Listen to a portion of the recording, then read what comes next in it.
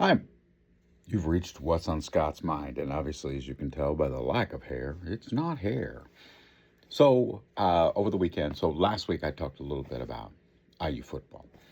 I want to talk a little bit about why IU football is important to me, but in particular, why IU athletics is important to me. First of all, I grew up in Bloomington, Indiana. I was brought to Bloomington. I think I was about 5 years old, give or take, maybe six. We moved from Chicago, Illinois, from the suburbs. I believe we were in Libertyville, which is on the western side of Chicago. Uh, Beautiful little community to live in.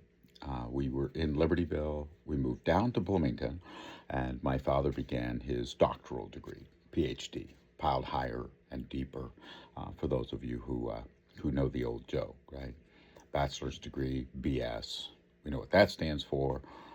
Master's of Science, MS, more of the same, and then PhD is piled higher and deeper. But Dad went down to Bloomington to get his PhD in education. He has a bachelor's from the University of Wisconsin in biology, a master's in biology from the University of Michigan, and a doctorate in science education from Indiana University. So, three Big Ten schools.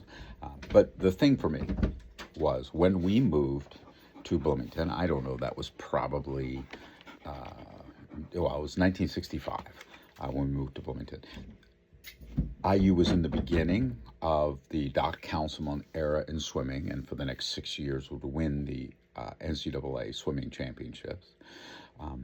They were in the end of the death ban probation for all athletics that had occurred back in 1960 for cheating in football, which, if you think about any university that ever cheated in football, Indiana University is a great example of why cheating doesn't work, because IU has never been a great football school until recently.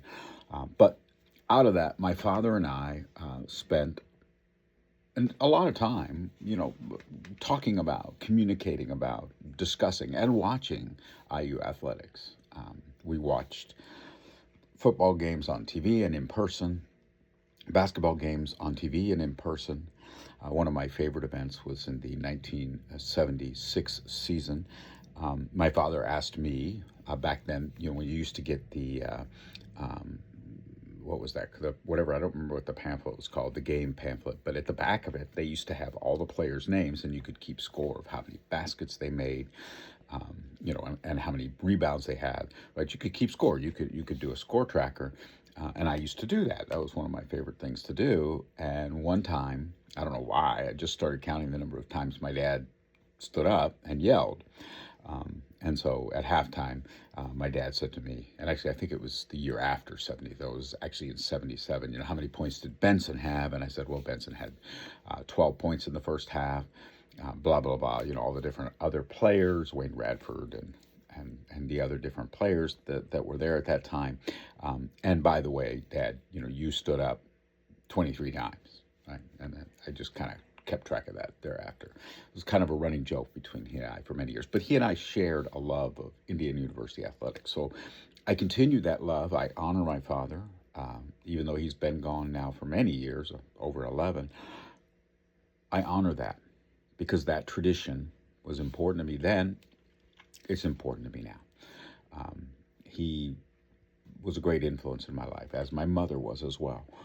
And having lost both of them, I find myself at times a little adrift, a little lost, comparatively speaking. But neither here nor there. So that explains my love of IU athletics and my exposure to IU athletics. It's an interesting reality. If you think about what does it mean to be a fan of a university, that's kind of what that is, right? You are a fan regardless. You begin a fan, you stay a fan. I've been a Cubs fan my whole life. It's been painful. There were many years when I thought, "Wow, this is the year we're going to make it. We are getting there.